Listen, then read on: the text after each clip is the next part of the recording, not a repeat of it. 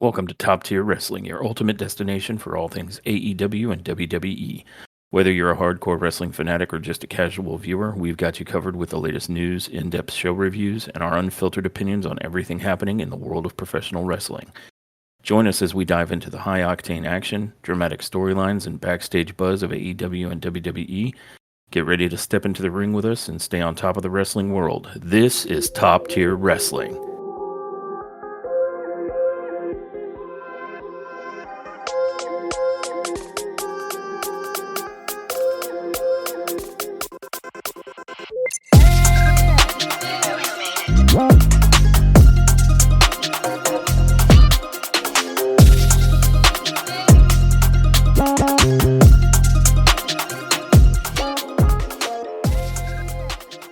Welcome, everyone, to the show. Joining me today is the King of Kings, the Cerebral Assassin, Triple Dawn. And I am the Viper, Joshie Orton. And I'm going to talk to you today about the most dangerous three letters in all of wrestling podcasting, TTW. Let's go. And on today's episode, everyone, we're going to be discussing WWE Smackdown from October 25th. And speaking of the Cerebral Assassin and Randy Orton, that is exactly how SmackDown started off this week. This is true. We open up with Randy Orton coming through gorilla position with the camera following in tow. And he stops briefly in gorilla to say something to Triple H, but gets pretty much waved on. So he heads out to the ring. So we all get to hear voices. And then once he's made his introduction, Randy Orton tells everyone he's been doing everything he can to get his hands on Kevin Owens. Especially to get his hands on Kevin Owens at Crown Jewel, but for some reason, Kevin Owens is apparently off limits. He talks about how on the previous week he asked Nick Aldis for a match and with Kevin at Crown Jewel, and Aldis said it's above his pay grade. So he goes on to say he thinks he knows who he needs to talk to. Who I need to talk to is back there. And so he says, Triple H, please, sir, come on down, because if I didn't know any better, I would swear to God that I thought you were protecting Kevin Owens from me. And that cues Triple H to come on out to the ring. We get treated to the entire, song for Triple H in his intro. Although he didn't come out with water bottle and no top, he just sort of made his way to the ring looking kind of upset that he was being called out. And Triple H gets on the mic and says that he would have preferred not to do this out here, but since Randy can never show up to work on time, which they'll talk about later, he guesses they're going to have to do this now. And long story short, they go back and forth for a bit about Randy Orton asserting that Triple H is protecting Kevin Owens, and Triple H repeatedly saying, sorry, Randy, the match isn't going to happen. And after a certain point of Randy continuing to assert that Triple H is protecting Kevin Owens from him, Triple H then goes on to say he's not protecting Kevin Owens, he's protecting Randy Orton, and states that Kevin Owens is very dangerous, and he always has been, but something in him is snapped in this last bit of an incident, and because of that, because there's something different in his eyes and he's not the same Kevin Owens, he doesn't want to put Randy Orton, who has only just recently returned from a very long injury stint, in the ring with him. And from there, it's plot twist, yeah. So he's protecting Randy Orton, and Randy goes on to say, "Look, I knew that injuries were part of this game when I signed up for it." And he goes on to insist that he isn't being the impulsive old Randy Orton, but that Triple H, if this were you when you were the game, you wouldn't have let this stand. You would have shown up, demanding the exact same thing and threatening to beat Kevin Owens with a sledgehammer. And so he appeals to Hunter and says, "Please give me Owens at Crown Jewel. I beg you." And Triple H sort of looks at the crowd and looks at Randy and kind of says, "I hope to God you know what you're asking for. But if you really want Kevin Owens at Crown Jewel, you got him." And then Triple H gives a final warning to Randy and says, "From this moment forward, I strongly suggest that you protect yourself at all times." Ominous. Ooh. Yeah. So what did you think of that opening? This here was one heck of a promo. I think Randy got in that ring and cut himself a sermon. Um, he did great. It looked good. I like the tension that's popping off. I like this whole, you know, uh, just on the edge. Kevin Orton. I'm sorry, Kevin Orton. Kevin Orton, ladies and and Randy gentlemen. Owens. Randy Owens and Kevin Orton at Crown Jewel. This is my specialty. Eventually, over the years, if we continue to do this podcast and it takes off, there's going to be a collection of every time I've said a name incorrectly. That could be 30 minutes so far, and we just started. That could be pretty. Yeah. Anyway, And Andrade will have something to say about that. Andrade. But anyway, back to the topic at hand. Kevin Owens. I like this dark, mysterious, on the edge, completely snapped Kevin Owens that they're giving us. I haven't even seen him yet, and they've already given us this, like, okay, guys, he's unhinged. I don't know if you're ready. And I gotta tell you, I don't know if I'm ready. So yeah, I'm here for it. What'd you think? I completely agree, and you're not wrong. This was a strong opener, if nothing else, because Triple H and Randy Orton reminded us that they can get into that ring and pretty much print money. They can cut a promo, and they are two of the greats. Yeah, and they gave the us a other wrestling novella. Exactly, yes, and it creates this nice drama. It creates this tension. And by suggesting that somehow we've got a more dangerous and unhinged Kevin Owens, it puts Owens over. And I thought that was fantastic. And suddenly there is heat where they're kind of just, it sort of felt like artifice before. Between, like, a match between Randy Orton and Kevin Owens. It's like, oh snap, they're worried Kevin Owens is off the chain. So Seriously. how off the chain is he going to be when, he gets into the ring with Randy Orton? Yeah, And I'm here for it. Let's go. Yeah, exactly. Now this became a match I'm really hyped to see at Crown Jewel. Yeah, and how great is it that these two guys put over another dude who ain't even there. He wasn't even in the ring. That's great. Yeah. Like, honestly, that's some great mic work. If you get up there and you're so good, so convincing that you just put over a dude that everybody knows, everybody's already seen.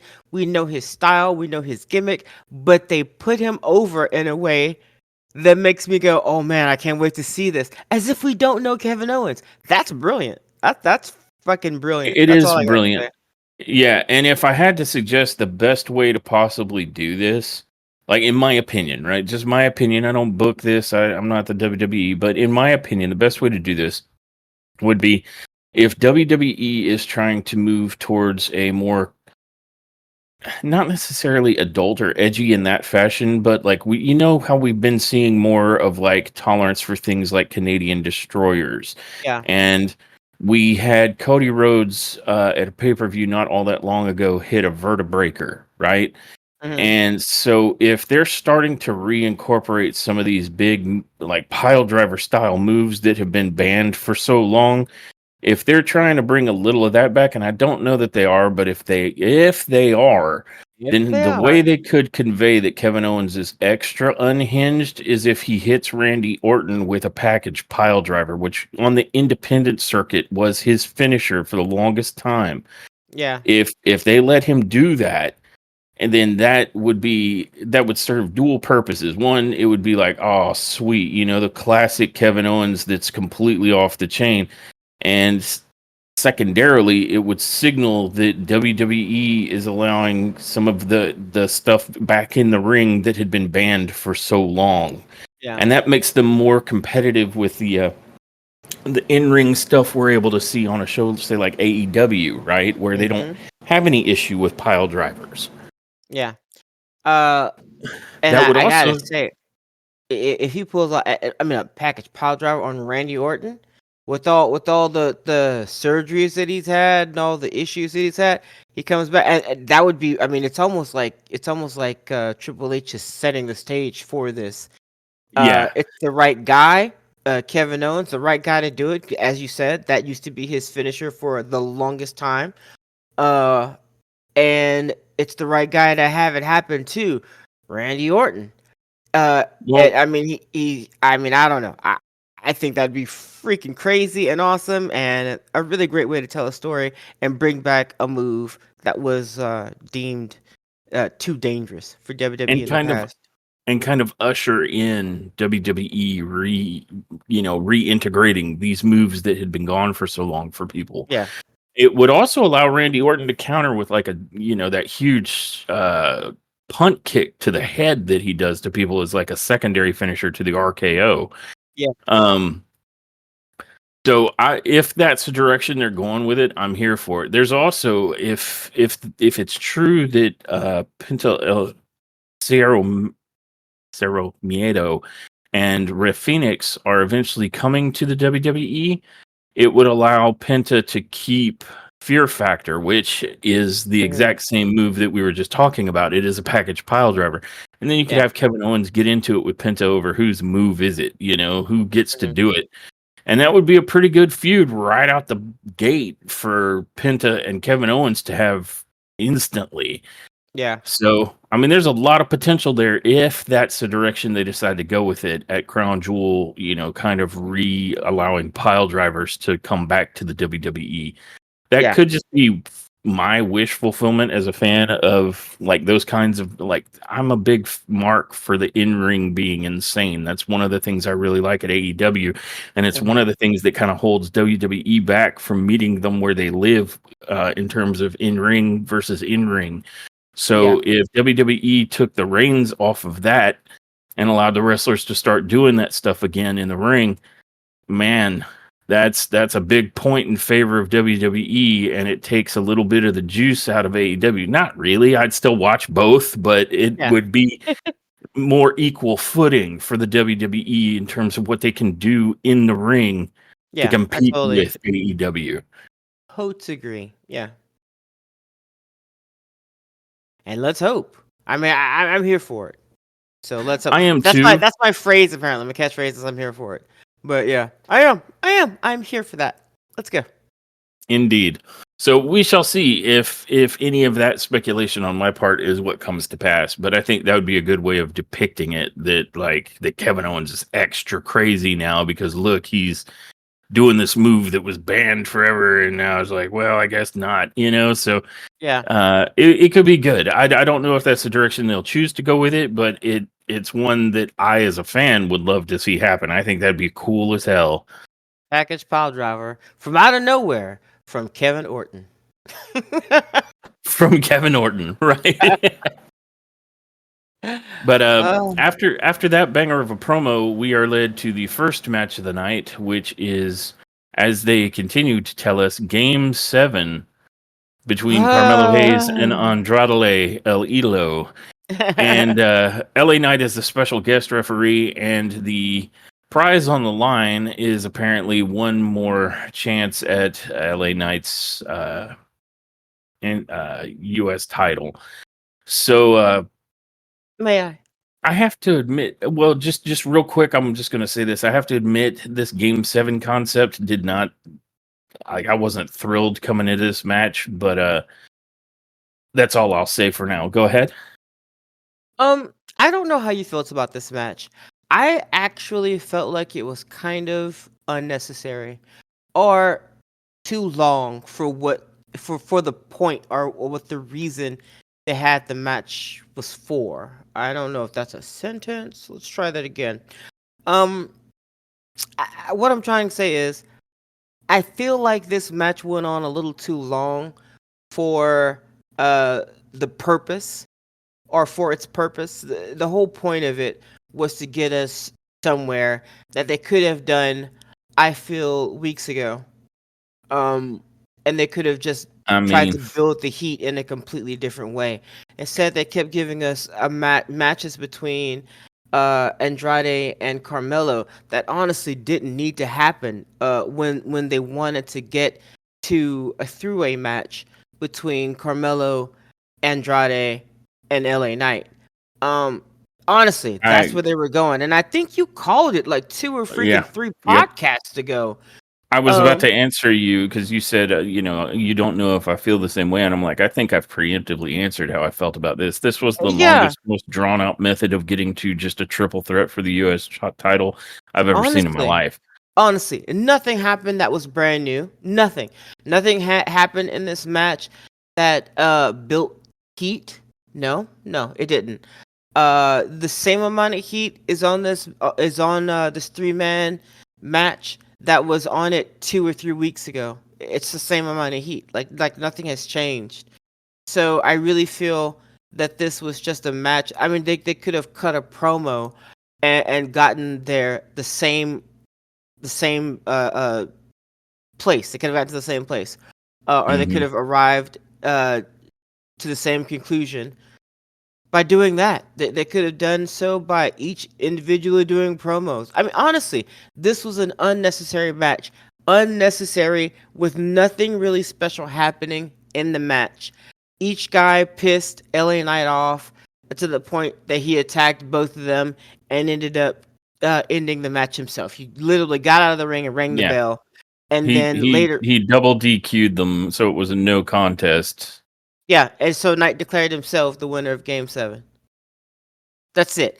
And as a result of that, later on in the evening, I don't feel like I'm spoiling anything. We all knew that this was going to lead to a three-man match, and that's Yeah, a exactly what triple threat. happens. The third triple Yep. threat match, yeah. So And I mean I, I can't even say there was any like there wasn't a move that happened that was especially stand out. It was really just a basic match where at one point one guy did something and LA Knight didn't like it, and then another point in the match the other guy did something that LA Knight didn't like, and then eventually LA Knight had enough. Does BFT to both of them, yeah, rings the those bell. those that was the biggest moves of the match was LA Knight BFTing both Idolo and Hayes and Yeah, leaving them in the ring, stunned and recovering while he showed both of them up. And yeah, I have a few things to say here. please. One, um, I guess this was a way to do it if you were just looking for something to do with Carmelo and Andrade and LA Knight, but this really does feel like we didn't have anything else to do with either of these three men, so this is what we did. Yeah, And the cynical side of me is like, I guess they were trying to not go to immediately another triple threat match for the title because they've done that one too many times. So they were like, fine, we'll build it up some way to get there, So it's almost like we yeah, were punished with this incredibly long and go nowhere series so that we wouldn't criticize them for making yet another triple threat match for the belt, which they still did anyway after giving us this incredibly go nowhere series. yep. So it's just like, okay. So I have a hard time thinking this is going to continue to go anywhere because at this point, by making it a triple threat match after you have shown that, like, again, in this episode, you have shown that LA Knight can basically pull the trigger on either one of these dudes by himself. Like, they're no challenge for him. Then a triple threat match presents the only opportunity where one or the other of the men might be able to win the match by not actually having to deal with LA Knight. And if Yeah, you go that route with it, then it just does nothing but undercut LA Knight, which I don't think is a good idea, and I hope isn't the direction they want to go with it. And if LA Knight beats them, then it's just like we that's what we've seen over these past a trillion weeks of this crap. So there's not really any kind of interesting outcome here. I think tanking LA Knight for either Andre El Idolo or Carmelo Hayes would be a very dumb move for WWE. Uh, Overall, just like Yeah, and the just only way. overall in general, and be- speaking like seriously, that'd be a very dumb move financially. Uh, Mhm. I just financially, I'll stop there. Honestly, I don't, Well, I'm pretty sure that people aren't lining up at any of these events, backstage or whatever, to get an autograph from Andre. And I'm not saying people aren't. I'm not saying that there aren't people, but I'm saying I don't think their merchandise is flying off the shelves. Carmelo Hayes and Andrade no. Elito versus LA Knight versus LA Knight. It would be a bad move to tank LA Knight, especially for either one of those two gentlemen. Come Well, on, as near no. as I can tell, the idea is to bring LA Knight closer to the top of the card. I hope, yeah. So this wouldn't do that, nor would I Nope. think it particularly help Idolo or Hayes, because again, in every instance throughout this entire drawn out series that LA Knight went one on one with either one of them or even with both of them in the ring, he leaves them laying with a BFT. At Yeah. no point have I ever been shown that either Carmelo or Andrade have a shot in hell of beating LA Knight. No. So the only presented thing here is that there's the idea that LA Knight could theoretically lose because Carmelo or Andrade deals with each other instead of him at all, Yeah. which would be dumb because then the only reason they win is because they avoided the champion instead of dealt with the champion. Um, so who's going to like any of that? That's just going to bury whoever would win the belt that way. It's one of those big asterisk bullshit wins that wastes everybody's time. Yeah. Um, and the alternative is that LA Knight soundly beats both of them, which would be pretty much what anyone would predict based on everything they've seen anytime LA Knight's been in the ring with both of them. Yeah. So I just don't see that there's anything particularly interesting here. This is a match for match's sake coming up at this point. The And this whole series has kind of been that. the only So thing the only thing that I can see making this interesting or making this worth it, from LA Knight's perspective, is once he squashes these two, somebody bigger and badder comes along right after he wins that match, and basically claims, yeah, his next go for that title. And I don't yeah, know who that would be, but I mean, like, we're talking because LA Knight needs someone that's gonna give him some heat. Like AJ Styles, he had some really good heat with AJ Styles. Had it been in a different dynamic, I think that could have gone on for a minute. And they could have made some really quality matches, folks. That's the sentence. Uh, with the two. But I mean, I think he actually did injure himself. So what are you gonna do? And they weren't even going that route anyway when he came back. LA Knight was off doing something. I'm sorry. AJ Styles was about to go do some other business with, I don't know what, but it was gonna be yeah. something else. Um, No, right now there's only a handful of people that could step up and help actually draw Knight higher up on the roster. And yeah. that would be someone like AJ Styles who's out because of an injury, or You know Randy what? Orton, or possibly even Kevin Owens. And, so they're going to have to come along later because they're all in kind of a thing of their own right now. It would rock. It would rock. I don't know if this is gonna happen, and this is just a little teeny tiny fantasy that I have here, guys. So don't take this and run with it. I'm just saying, in my head, it would be really cool if right after LA Knight squashes Carmelo, squashes Andrade, um, and his music is going off, and he's raising his belt, and he's doing his got his hand in his air and hands in the air, and everybody's LA Knighting him. Brock Lesnar's music cuts in, and he comes in and just F5s, like F5 City. That would be That great. I'd like that. that would be pretty cool, although it would be Yeah, I know. like one, there's the legal aspects of that, and we Yeah, continuously hear through the rumor mill that legal has not cleared Brock Lesnar to return. And I then know. on top of that, you'd have to offer an explanation as to why he's returning to SmackDown when he's a Raw superstar. I listen. Didn't I say fantasy? I did. Man, I'm just trying to see how they could make that happen if you they were just want gonna. to squash my joy, man. No, You just want to squash I'm it. legitimately trying to analyze where we go with LA Knight after this Yeah. bullshit. But someone And like that, you know what I mean? Like somebody like a big deal. Or oh my God, come on, Don, my brain. John Cena. John Cena comes in and and basically goes gets in after there. LA Knight. Yeah, and gets in LA Knight's face. Remember the last time they interacted, it was kind of weird. With LA Knight not wanting to Now shake his hand and all that. So maybe they could build some heat with that. Because I mean, that I he's about could to do his little see. last run anyway, right? He is, but I mean, it might be a little early because I thought he wasn't getting that going until 2025. But you're right about that. Like John Cena, there's some history there. We do know that he's going to end up coming back for his one last run.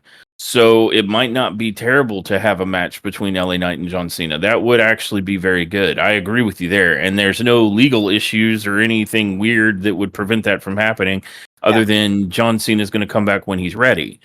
So that could be a very cool drop in.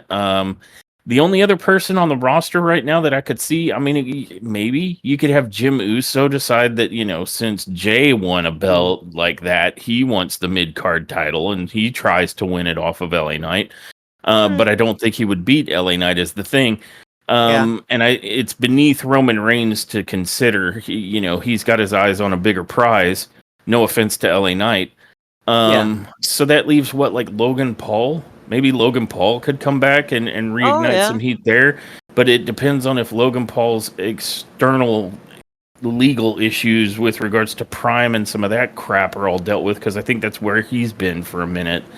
yeah, So the way I see it, your idea about John Cena is a good one. I could see that yeah, happening. Otherwise, I think we're looking at Randy Orton, Kevin Owens, or Logan Paul to come back onto the scene to push LA Knight further. yeah, Randy Orton being one of the more likely picks because we've kind of already seen Kevin Owens and Logan Paul, but we haven't really seen LA Knight versus Randy Orton. yeah, So that would probably be my next pick for his most likely feud after whatever is done here with Andrade and Carmelo.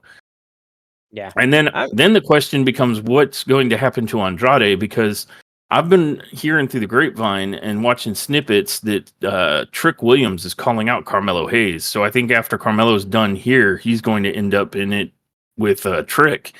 So shit. what's Andrade going to do after this? Join LWO. Oh man, please, I'm dear God, kidding. no. I'm No, kidding. I know you're I kidding, but don't want that. I don't want anything that. but that. Don't join LWO, don't join Legado del Fantasma. Actually, Andrade getting into it with Santos Escobar would be okay. I think that could make both men better. Honestly, Andrade getting into some kind of a feud like he's been doing with Carmelo here with Santos Escobar would be good for both men, I think. Yeah. Certainly The for only Santos. the only reason I think they aren't doing that is because for some reason they're considering him more of a faction, and Andrade has nothing. Like Andrade is a man alone, right? So he gets into a match with oh my God, you just said his name. Santos Uh Escobar? yeah, he gets into a match with Escobar, right? Uh Escobar's got help, and they're gonna come out and help him. Uh and I don't know. So Andrade's out there by himself. That means LWO is gonna come out and help. You see what I'm saying? Either way it goes, it's like all roads are gonna end up leading to Yeah, but that could be a really good LWO. way to push Andrade, because Andrade could then proceed to kick all of the Legado del Fantasma's asses. It could if they're 'Cause he it kind of could. can. Yeah, it could if they're ready to A, say that Escobar is about to be jobbing, and B, if they're ready to put Andrade over Escobar. And I don't know about that. I I like kind of Andrade. I kind of think they should. Not that I dislike Legado del Fantasma, but if I had to compare where I think people are sitting on the card, I think Andrade should actually be moving up closer towards the world title. And Mhm. so I think he sits higher in that than where Santos Escobar and Legado del Fantasma have arrived. So Okay. it wouldn't be the first and only time that Santos Escobar has done the job, and to push Andrade up a little further would not be the worst use of him. Although I will readily agree that Legado del Fantasma, especially after it's been reformed with La Garza instead of what is it, Wild and Del Toro, is a much more powerful looking of the Latino factions. Like they look altogether better than LWO, and honestly, they look better these days than the damn Judgment Day. Yeah. So I think both of those sets of guys are due for pushes up in the card. Santos Escobar and his family, La Familia, and Mhm. Andrade El Idolo both need to go up the card, up the I card. agree. Yeah. Um, that said, I think that's pretty much analysis as I can squeeze out of that first match. Um, so just to recap real quick, it was a no contest. LA Knight BFT's the brains out of both of them and is the winner of Game 7, resulting, as you said, in a triple threat match for the U.S. title, I think at Crown Jewel. So He should change the BFT's name to Fallen Snow Fallen Ice Cream Cone. why the fallen ice cream cone? Why? Because because the way you just said it, the way when you said he BFT the brains out of both of them, I Uh-huh. immediately had a visual in my head of an ice cream cone falling on a sidewalk and like some of the ice cream just kind of splats. with so it's splat on one side Yeah. and the cone's kind of hanging upwards. That's Yes. not too far off from how it looks with some of these cells of the BFT, like where they're just Yeah. standing on top of their head when it's over. Yeah. No, I feel it. I see it now. I was like, what? The fallen ice cream cone? But now I see it. Yeah. Yeah. Now I see it. Now I see it. Yeah. Oh damn. Now I see it. No, that is on AEW right now. Yeah. Um, now I see it. Now I see Um, it. Yeah. So, following that, we cut to Nia Jax welcoming Tiffany Stratton back from her sniffles vacation. And Tiffany is very obsequious here, saying she's willing to do anything for Nia tonight. Giggity. And Nia suggests that Tiffany should have a match with Naomi since she's looking for a fight. Tiffany promises that Naomi will never bother her or will never bother Nia again when she's done with her. And Nia says that she appreciates Tiffany's willingness, but she's going to go with Candice LeRae instead, since Candice came through when Tiffany was absent with her sniffles. And Candice, of course, hearing her name, appears immediately as if she were just standing slightly off camera frame and says she's going to take care of the Naomi problem and Tiffany can sit back here and relax. And Tiffany's sort of like, they cut away from that with Tiffany looking like, so. Yeah. And I don't know. If I was Tiffany, I think I kind of would have been like sweet because anybody, come on, man. So here we go. I'll ask you, Josh. Mhm. Um, you have an opponent that wants to beat you up, and you send one of two of your newly acquired minion to handle the job for you. All right. You send in Butch. Are you gonna send the equivalent of Butch? Like, or are you gonna send Sheamus? You're already giving Candice LeRae too much credit. Because Butch would be able to put up a fight on his own. Candice literally is That's only a true. threat That's because true. she is constantly dragging I can't Indy Oh, Hartwell with yeah, her. Indy Hartwell. Yeah, yeah. So the real threat here is not Candice LeRae. The threat is how much can Indy Hartwell interfere that will somehow get Candice LeRae the win. That's And yep. I'll be Yeah. honest, Candice and Indy were off TV for a long time, and I did not miss either one of them. Yeah. And now that Unfortunately. they're back on TV, I kind of wish I was back to missing both of them.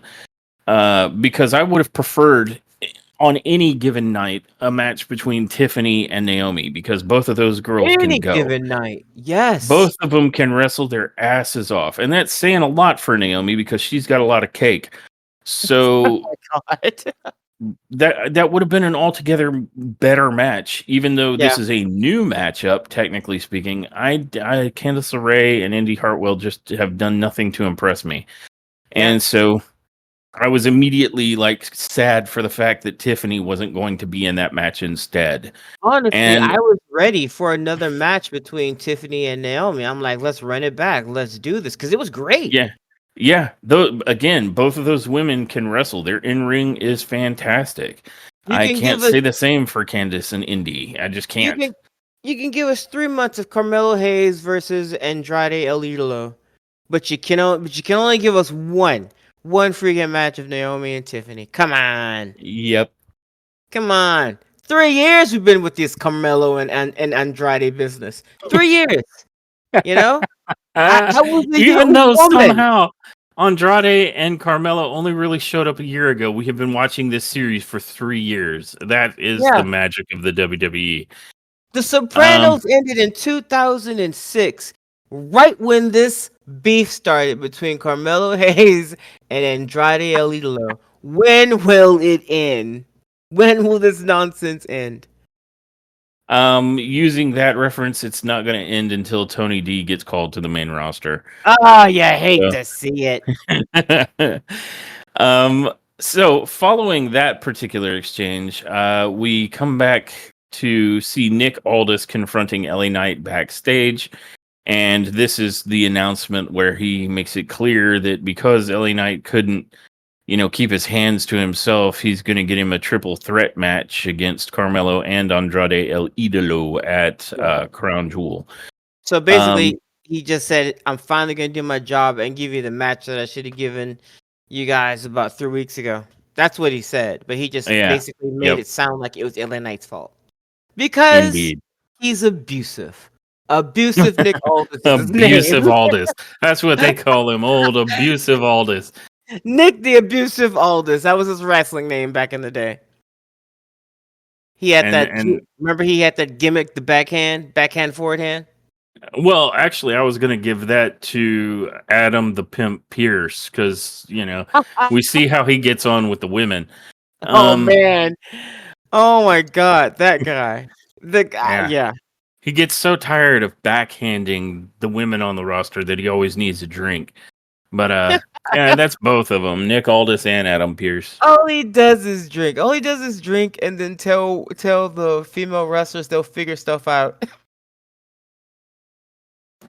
Yep, Like, bruh, stop it. They get some aren't help. there. Yeah, they aren't there to figure stuff out. Okay, we're getting off topic. But speaking about nonsense, second match of the night. Yeah, go for it. Naomi versus Candice LeRae with Indy Hart. Exactly. Well, with Candice and Indy Hart. Yeah, it was Candice LeRae with Indy Hart. And Naomi Cakes, as usual, looked good. I'm not even gonna say Candice LeRae looked bad. I'm not gonna say that. But the match went about as expected. I will say that. And what I mean by that is, that Candice LeRae is not going to be able to beat Naomi. They have not established Candice LeRae as a dominant female competitor. I don't think ever. So now that she has muscle, kind of like Liv Morgan has muscle. Um, Question mark? I, yeah, look, I say that because they've already made Indy Hartwell look more competent than they've made Rodriguez. Yeah, no, I you're mean, right. By so showing less is more, and that has been the case since Candice has been back in both matches. They've yeah, made it clear that the only shot in hell she has of winning is to use Indy Hartwell, and so this became incredibly predictable, yeah, especially since we had Bailey calling out Indy Hartwell after the last interference in the match. hmm It was more or less paint by numbers here that we're yeah, going to have a match pretty much where Naomi is kicking the crap out of LeRae until Indy Hartwell interferes. And then the yeah, nanosecond she did, out comes Bailey. And once Bailey removed Indy Hartwell as a factor, Naomi wins.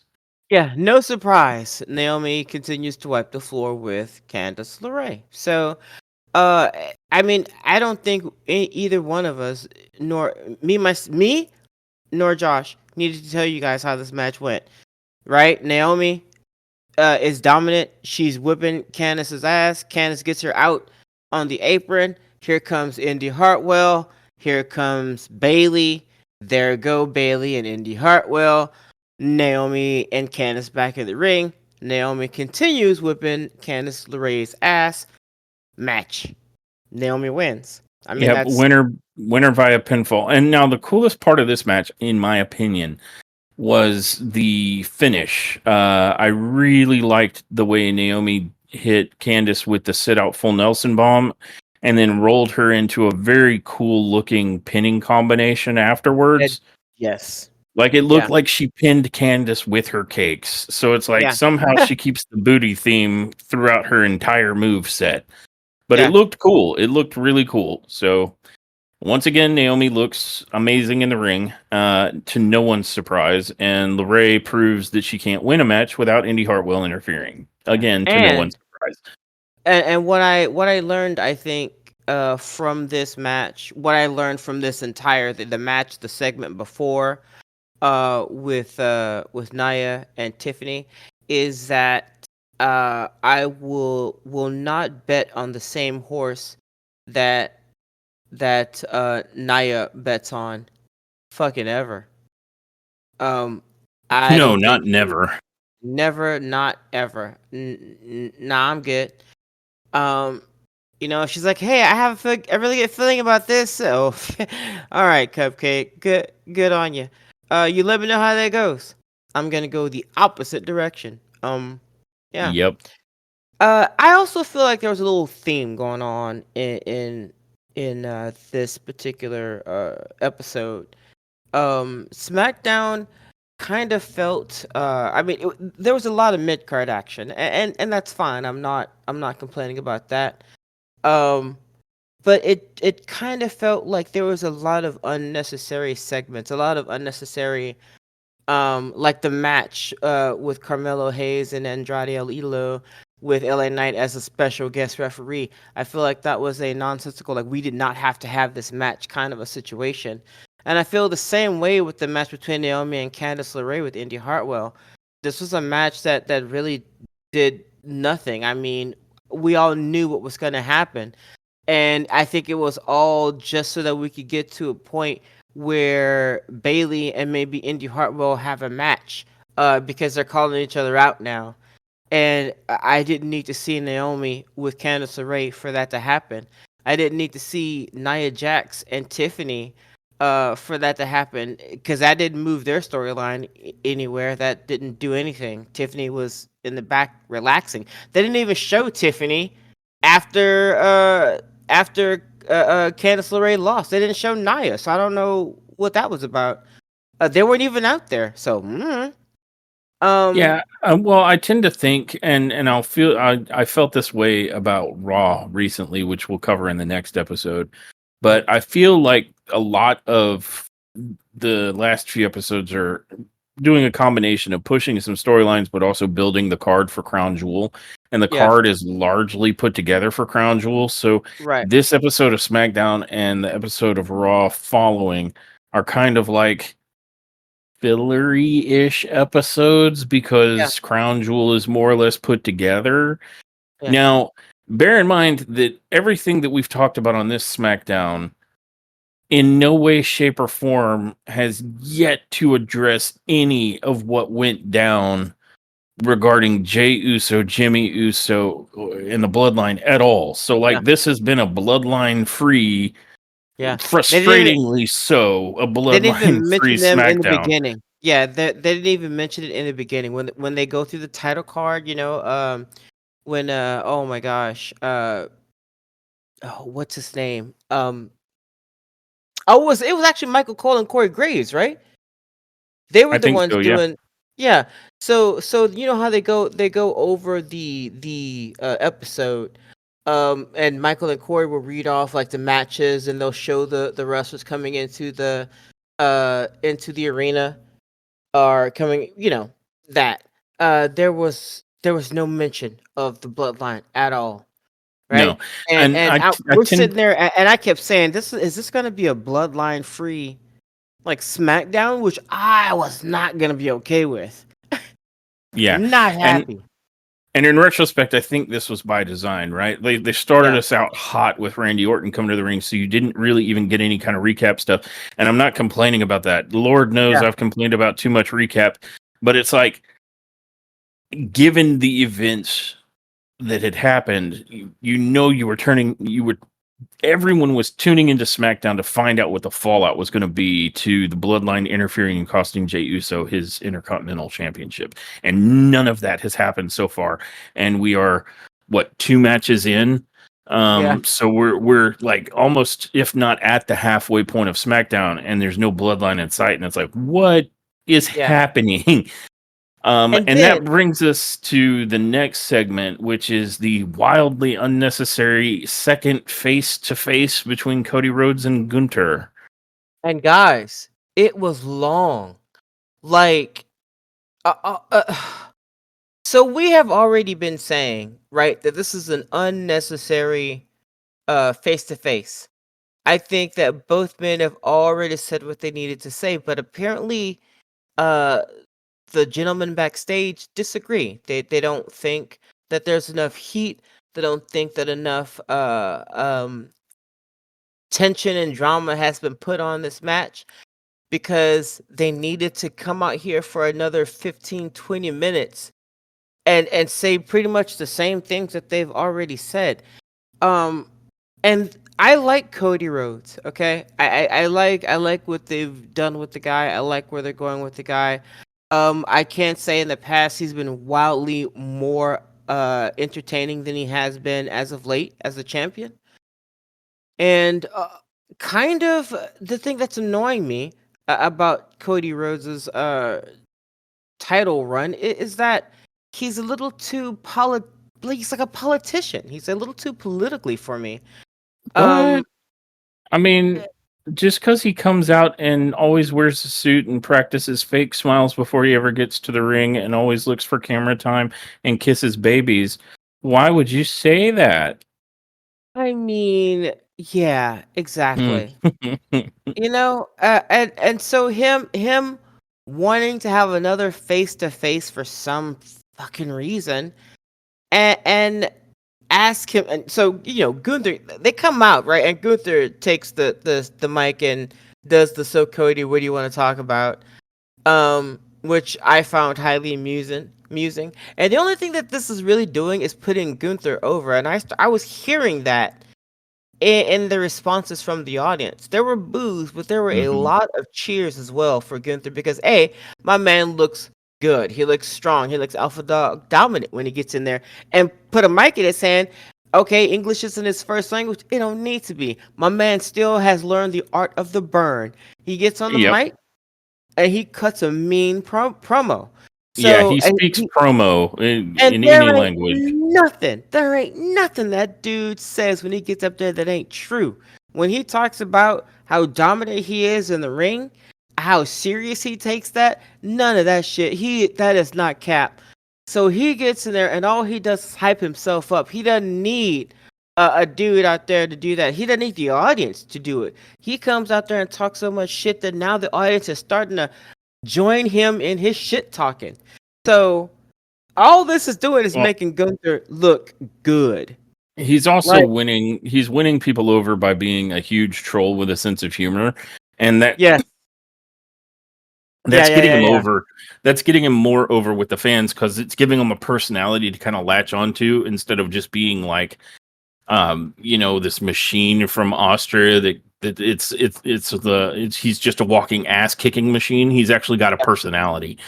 yeah, yeah. Like he comes out and trolling him, like so good. What do you want to talk about? Which brought me much amusement. Um, so I'm Hmm. gonna say it's not the fact that I don't enjoy listening to Gunther come out here and cut mean promos. And it's not to say that I don't mind when Cody does it. This was not one of those times for Cody, I don't think. Um, Cody didn't look any stronger. He didn't necessarily look any weaker, but he didn't look any stronger after this promo. Gunther, however, did. Um, Yeah. Gunther Gunther looked a little bit stronger, and I mean, I would be lying if I didn't say that I kind of want Gunther to win. Now, there's something that you guys must know about me. I'm a nice person, but I'm usually rooting for the heel. I don't know what it is. For the Empire, I guess. I don't know. For the Empire. For No, the Empire? I'm rooting for Gunter in this simply because like Cody is becoming everything that we disliked about like force-fed faces why people got tired of John Cena's bullshit, why Or people eventually Roman? got tired of Roman Reigns when he was the babyface Yeah, chosen boy.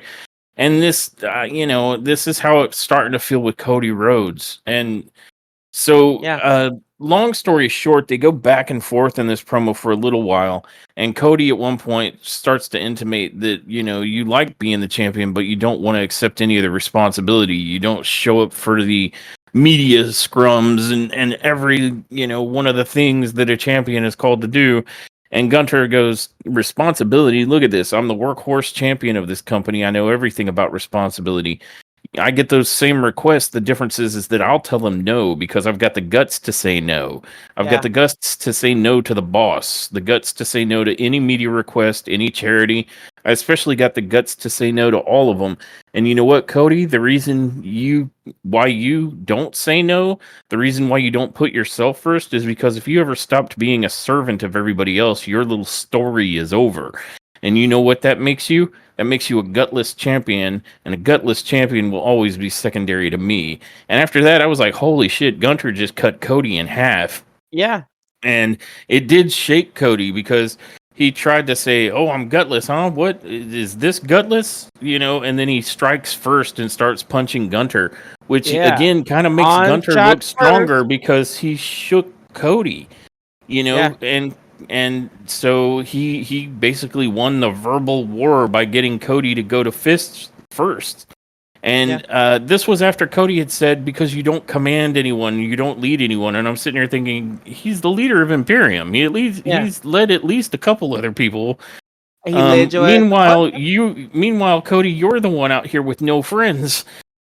So like what Cody responded with sounded hollow, and then he Yeah, was the one that had to take the first shot, and it ultimately resulted in Gunter and Ludwig Kaiser beating him up. yeah. But Um, so, you know what though? But the whole thing, and the whole thing was unnecessary. Like it was an unnecessary situation and WWE has to be careful here. There's a very thin line between love and hate with their champions. And if they keep doing stuff like this, like the point, what was the point of Cody coming out there to call Gunther out to ask him? And this is the entire promo. The entire segment was predicated on this question. Okay, he wanted to know why Gunther is gonna leave Crown Jewel as champion. That was it. And because Gunter wants to be the best in this sport. Like that's his whole. That's if anyone has watched Gunter for 5 seconds, they know they don't need to ask that question. It's the top prize, so Gunter wants it. Period. The yeah, end. that's it. That's it. And that's ultimately the answer that Gunter gave. So it's But we like, had to do this for 20 minutes. You no, know, I don't disagree. The only reason I can see that they're doing this because they're going to do it next week with Nia Jackson and Liv Morgan, and it's yeah, because they're having these face-offs, one on Raw and one on SmackDown, because it's the Raw champion versus the SmackDown champion in both situations, and I guess they strongly believe and maybe this is fair, I don't know. I watch all of the products, so I don't need everything to recap everything else because I literally feel like I've just watched whatever you're recapping. yeah, But they are on two different channels, so maybe that's a fair assessment. Maybe they can quit recapping and acting like one exists in a vacuum to the other once everything's on Netflix or something. But that's the only reason I can think of why they're doing it, one on SmackDown, one on Raw, is just in case that's a divided audience. And I'm like, who is watching WWE product that doesn't watch both Raw and SmackDown? That's yeah. insane to me. And who's like Raw can go fuck itself. It's all about SmackDown. Like, wait, what? Yeah, right. So I tend to figure that anybody who is interested enough to possibly buy Crown Jewel is also watching Raw and SmackDown, or they wouldn't be that interested in Crown Jewel to buy it anyway. Yeah, So it's really, really weird the way these shows have to behave like you haven't seen the other one and you have no idea what's happening. So we have to recap everything thrice, yeah, including our face-offs between champion versus champion at Crown Jewel. So I agree. This felt wildly unnecessary, but that's the only rationale I can apply here is that they figure, maybe somebody only watches one or the other, and I'm like, okay, I don't know yeah, who that is, but I guess. yeah. And so, and there's something that I want to point out about this promo, because the more I'm talking about, it, the more I'm thinking about it, the more I'm starting to take back whether or not it made Cody look a little bit weaker, because some of his responses didn't seem as if he was prepared for the segment that he wanted to have. Um. Yeah. So Gunther's reason, and he even says some reason for all of this, is to live. It is for myself, to live up to myself.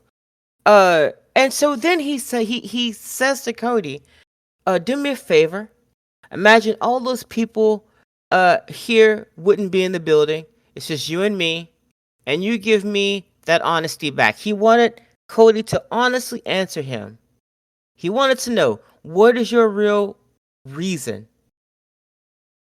And is there really any reason at all? Why are you doing this? Why do you leave Crown Jewel champion? That's the question that he asked Cody. He asked him his question back. And what was Cody's response? What was his response? I will tell you his response. He says, and I quote, "For a man educated and so well dressed, I do have to admit that's the dumbest question that has ever been asked to me in a wrestling ring." And it's the question he's asking Gunter. So it's like, why? I mean, You want to strip away the veneer, see what's behind the eye of Cody Rhodes? You're not the only one, he says. But then you say, let's take everyone out of this, just you and I. Newsflash, brother, none of this exists without all of them. He's referring to the audience. Now I ask you, what the hell does that have to do with anything Gunther just no, it, asked you? it wasn't. It was word salad to avoid answering the question when Gunter clearly wanted Cody to basically say, yeah, I want to be the best, same as you, which is the bottom freaking line. Um, Truth. and that's why I feel like Gunter came across stronger in all of these promos, especially since they're unnecessary to have asked in the first place, which, as you just pointed out, Cody Rhodes more or less admitted to by saying as much. So, Yeah. yeah, just kind of a weird spot. This was a segment for the sake of segment right here. And it kind of, if you think about it longer than 2 seconds, it falls apart. It's just two guys who both want to be the best. The end. The That's end. all. Yeah. So, after this ridiculous segment, Over the river and through the woods and around the earth twice. yeah, after all of that, uh the first little hint that maybe we might see some bloodline tonight came when they gave us a video recap of the bloodline laying out Roman Reigns and Jimmy Uso, plus when they cost Jey Uso the international championship. Basically a recap of all of that, and it kind of stopped there. So that made me a little bit happy, because I'm like, Right? oh, what's We're this? like, What's this? oh, this SmackDown does remember that the bloodline exists. Cool. Yes. And and right after that, to make me feel even more good about SmackDown, Nick Aldis and I believe it was Ava and Adam Ava Pearce. Rain. Yep. Yeah, Ava. Ava is the GM of NXT, if I know that well. I don't watch Yeah, NXT reliably. but I think she still is the GM, right? I think she is. I think so. Uh, Her position is similar to what Adam is to Raw and Nick is to SmackDown, which is right, GM. right. And so they made a huge announcement for Crown Jewel, that Bianca Belair and Jade Cargill were going to put their WWE Women's Tag Team titles on the line against Chelsea Green, Piper Niven, Rip, Metaphor, Rip and Sam Damage Irvin. Control. Yeah. And Yeah, and Damage Control in a fatal 4-way match. So that was awesome. super here for that. Like that might be one of the bigger matches that I'm excited for going into Crown Jewel because Bianca Belair and Jade Cargill are awesome, and the Meta 2 are awesome, and Chelsea Green and Piper Niven and Damage Control are also good. So that could be one hell of a match if they produce it well. And after that, this apparently this coming SmackDown, they announced that we're gonna have another fatal 4-way with Bianca Belair, Io Sky, Piper Niven, and Lash Legends. So that's gonna be dope. Or it certainly could be. So Oh, and basically, it's a member from each of the teams that are going to be in that massive tag team four-way that you just mentioned. correct. Yeah. And so I'm here for it. They also mentioned that they basically mentioned the face to face with Nia Jackson, Liv Morgan that you were mentioning Mhm. earlier. That's also happening for SmackDown this Friday, and Cody Rhodes and Randy Orton are gonna have a tag team match with Imperium. I believe they are. They're colliding with Imperium. If Well, they get it if looks they like get Yeah, if they get in the ring just to talk to these dudes, I will be very, very upset. So I don't think that's gonna be I don't think that's gonna be the case. no. I think this one's going to be fisticuffs, Yeah. and I'm here for it. Although I do tend to think this is mostly going to be Cody Rhodes and Randy Orton beating the crap out of Gunter exclusively because Randy Orton's big loss at a pay-per-view last was getting choked out by Gunther. Yeah. So neither of those two are going to be real thrilled with Gunther, and I'm not sure how much Ludwig Kaiser is going to run interference between them both, just kicking the snot out of Gunther. But we'll Yeah. see. I mean, because Gunter's no joke, so it could be a good match. Yeah. It it it could be an interesting one. Fair enough. I'm here for it. I'm interested to see uh what exactly takes place. And then I, we are brought rather suddenly to what is announced as the main event of the night. DIY versus the Motor City Machine Guns in the number one contender match that nobody asked for. Um, and I have to admit, going this long, they haven't said jack or shit about the bloodline, and we're already at the main event. And I'm like, oh no. Except for Uh, that one little segment where they showed a yeah, recap. the That video was it. recap. Yeah, Yep. and so now I'm down again. I'm down. I'm like, oh, you guys are really gonna end the night with DIY. Not even Motor City Machine Guns. You know what? I don't hate those guys. I got nothing bad to say about Motor City Machine Guns except for they are a much older team that if they were so good and so right for WWE, I don't understand why WWE didn't pick them up sooner. That's all I'm gonna say about that. Um, But DIY, enough that's a already. fair point. Yeah, well, I'll speak to that because we might be getting enough already of DIY. But Yeah, in this DIY, match, enough already with it. I don't know anyone who's rocking a DIY t-shirt. I don't know anyone who says my favorite tag team in WWE, DIY, get out of here. I don't know anyone. When they called DIY's name, when they came out to the ring, I didn't hear people losing their shit. I didn't. So I'm tired of it. I'm tired of them. That's all I'm gonna say about that. But you were gonna say about this match. I was just gonna say this ended up being a slightly better match than I thought it would be. I The will Motor say City that. Machine Guns. This is my second time seeing them. I'm not familiar with them outside of maybe seeing them once. Maybe I think in AEW briefly. You did. Um, so I'm not overly familiar with their storied history. So this is kind of Yeah. new to me. Like I've seen this is the second match I will have seen them in, and they're bringing it to DIY, and Mhm. DIY kind of tries to step up, but ultimately, after going back and forth, more towards the Motor City Machine Gun side, I think they were more dominant throughout the match. We end up in a situation where I think Johnny Gargano is trying to hold. Oh, I am not familiar enough with these men. It's what is it? Oh Saban and yeah. Shelley are the Motor City I Machine Guns. So, yes. I think he is holding on to Saban and Champa. No, Champa is holding on to one of them, and it is Gargano who goes for like a super kick, and Ciampa's holding on to the guy. He's on the apron and he's holding the guy up against the ropes, and I can't remember if it was Saban who did it, but the member of the Motor City Machine Gun being held moves out of the way, which basically means Gargano kicks the bejesus out of Ciampa with a super Hmm. kick. And it was this particular oof that allows the Motor City Machine Guns to pretty much be left with Gargano in the ring alone. And uh, that pretty much results in Motor City Machine Guns being able to connect with Skull and Bones, their finisher, which is sort of like one of them gets on the top rope and the other one gets them in a neck lock and then splashes on top of the guy being neck locked. And 1, 2, 3, Motor City Machine Guns immediately become the number one contenders, having bested DIY.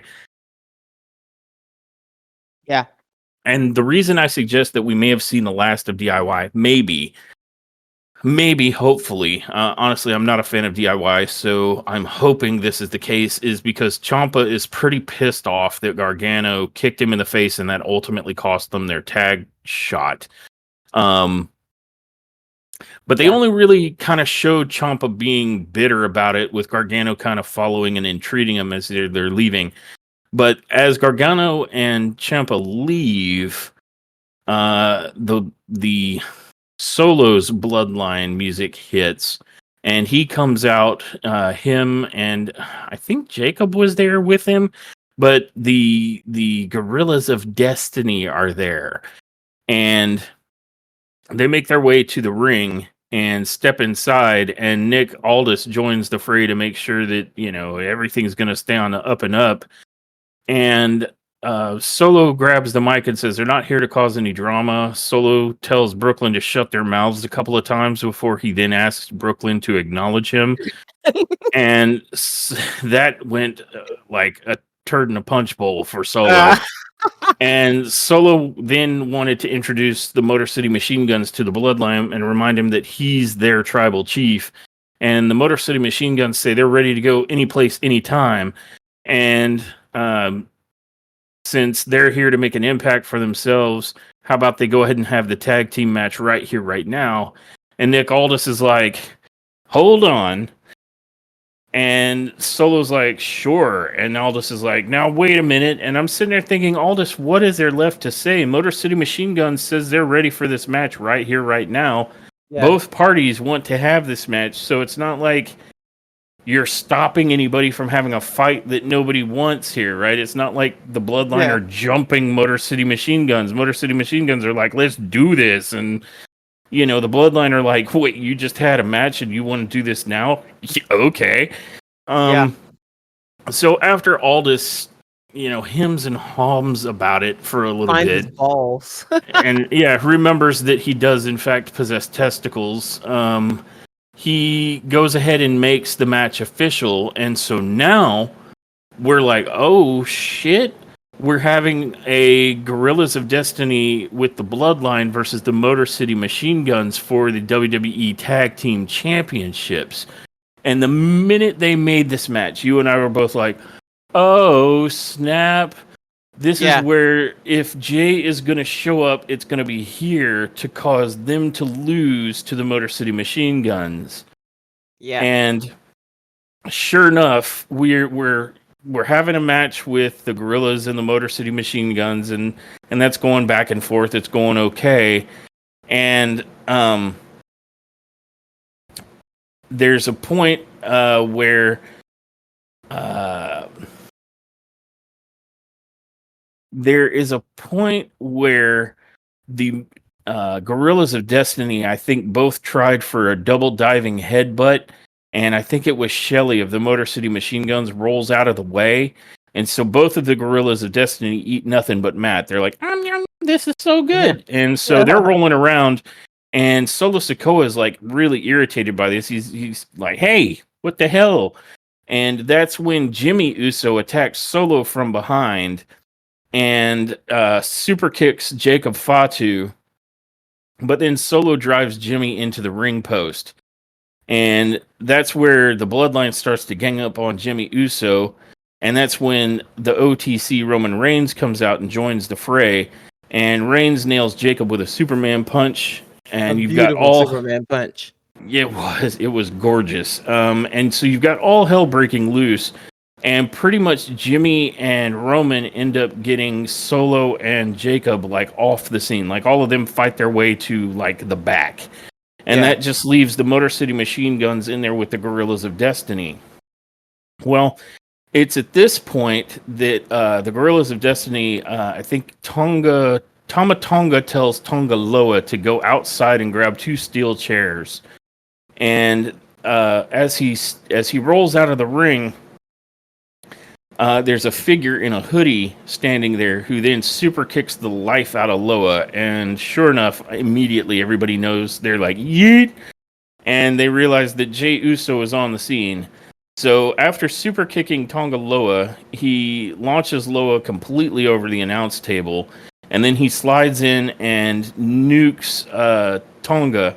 And it should be, I probably should have said this earlier, but at some point in the match, the referee got obliterated. And it was at this point that Tama Tonga told Tonga Loa to go get the 2 chairs because the ref is down and out. And this is how Jey is now able to interfere this much and the match hasn't been thrown out. So after launching Loa over the announce table, Jey gets into the ring and super kicks Tama Tonga and proceeds to just start going off with chair shots on Tama Tonga. And then he spears Tama Tonga. And then Jey tries to wake up the referee. And then he kind of gets out of the way. And this allows the Motor City Machine Guns to hit Skull and Bones on Tama Tonga to win the WWE Tag Team Champions. The championship, I should say. And so you end up with the Motor City Machine Guns celebrating their new tag titles. And they do their thing, and the bloodline, sort of like the bad bloodline, like the Gorillas of Destiny and whatnot, are all kind of off stage at this point. And so you're left in the ring after the Motor City Machine Guns kind of, celebrate, get their belts, and hightail it out of there. You have Jey Uso in the ring. And the first member of the original bloodline to come out is Jimmy. And Jimmy approaches the ring and cautiously approaches Jey, but then they end up hugging. And as Jimmy and Jey appear to be reconciling, Roman Reigns appears on the stage looking at the whole thing, and that's when the show goes off the air. And so, in a relatively bloodline-free SmackDown, we ended up with a main event that was exclusively about the bloodline, and we had a tag team championship title change, and wow, did that end up catching us off guard, because we were like, oh man, the bloodline's nowhere to be found, and we just got this lame match between DIY and the Motor City Machine Guns. Man, it turned itself fully around, and I was blown away. Yep. Yeah. Yeet to the maximum power, honestly. I was very happy about this squared match. It told a whole bunch of story, and it got to exactly where it needed to get to. I think fairly quickly. I don't think they really wasted too much time with this match. Motor City Machine Guns winning the belts on their second match. I have to say they have had a very long career. They are not amateurs in any sense. I'm very happy they didn't start with them in NXT, because that would have pissed me off. So, with that being said, congratulations. Hold those belts while you can. I'm sure that when Jimmy and Jey get back together as the Usos, if you still have those belts, you won't.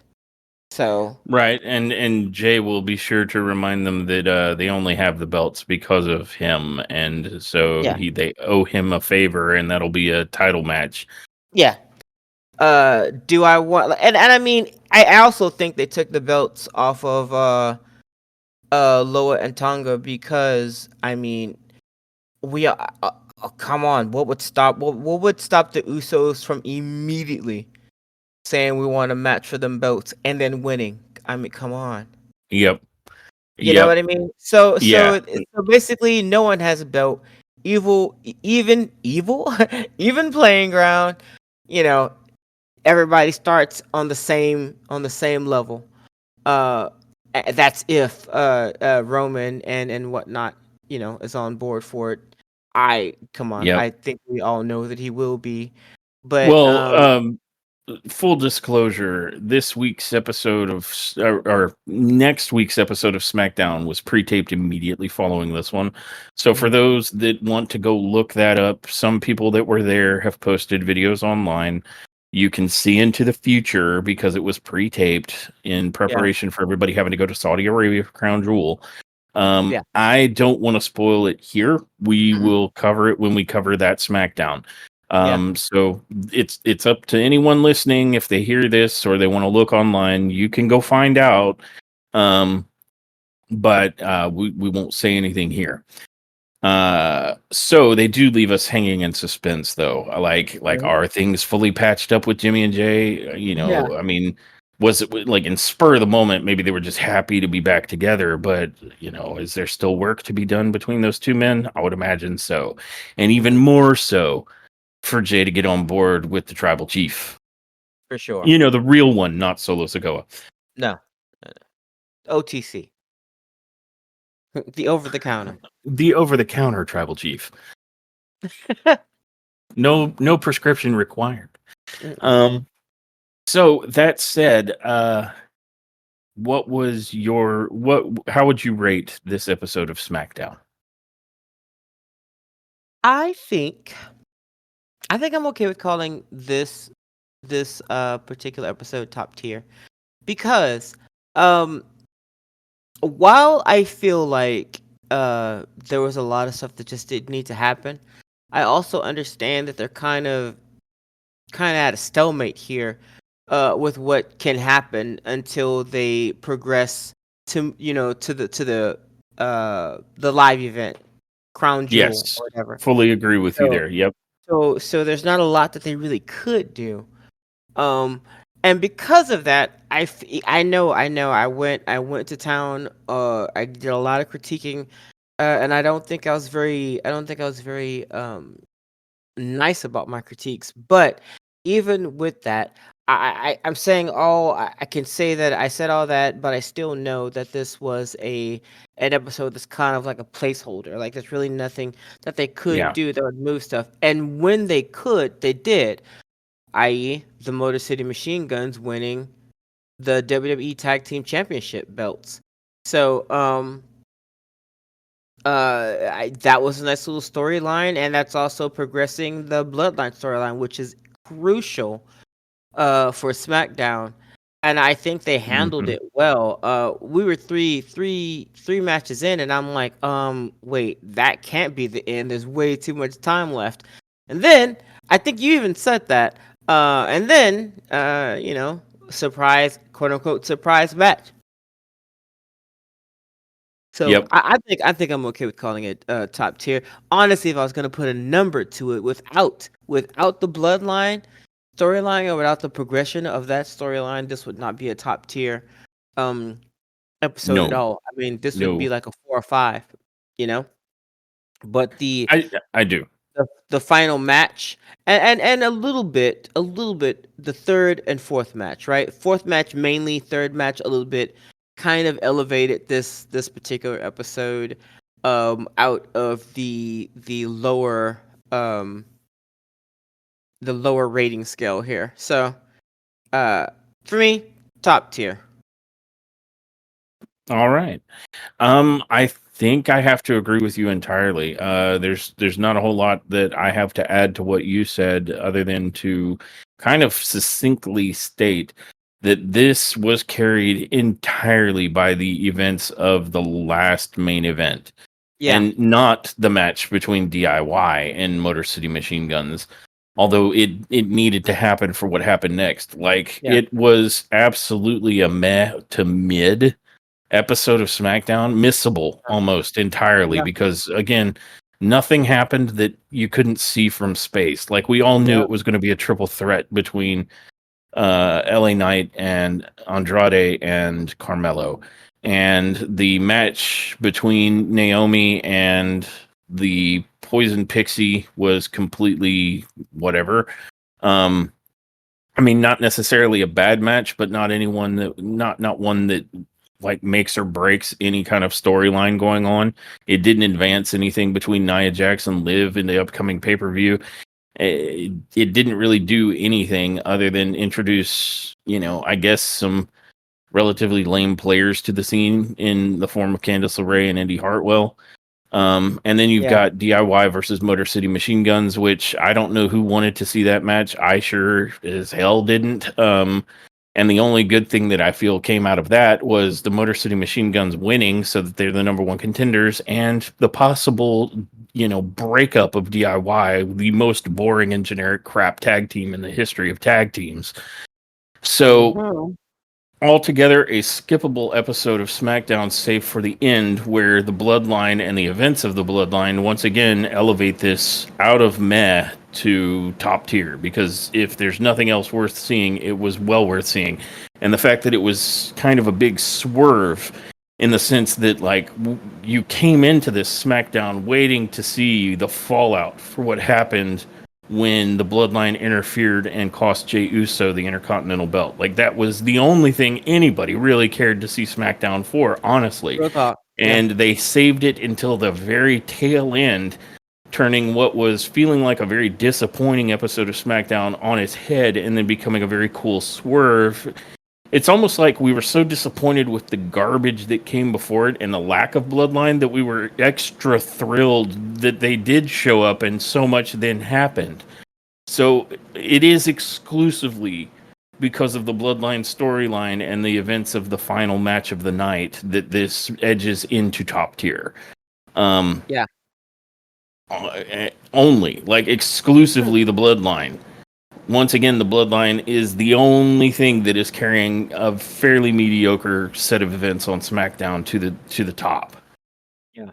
But it did. It absolutely did. I mean, that was so night and day of, like, to whoa, what? That it almost gave me whiplash, like the way my feelings about what we were watching turned around once these events started to occur. So Yeah.